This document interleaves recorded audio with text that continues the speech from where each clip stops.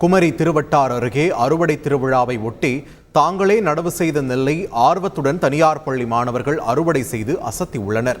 சுழன்றும் ஏற்பின்னது உலகம், அதனால் உழந்தும் உழவே தலை என்பதைப் போல் உழவின் மகிமையை கொண்டாட நெருங்கிவிட்டது பொங்கல் திருவிழா. இதையடுத்து தனியார் பள்ளி மாணவர்கள் கடந்த செப்டம்பரில் சுமார் 6 கிலோ பாரம்பரிய நெல்லான பூங்கார் இன வகையை நடவு செய்தனர்.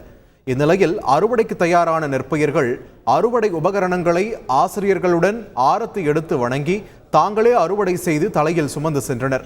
தொடர்ந்து கதிரடித்து நெல்மணியை பிரித்து எடுத்து அசத்தினர். இந்த நெல்லை காய வைத்து பொங்கல் என்று பள்ளியில் பொங்கலிட உள்ளதாகவும் அவர்கள் தெரிவித்தனர்.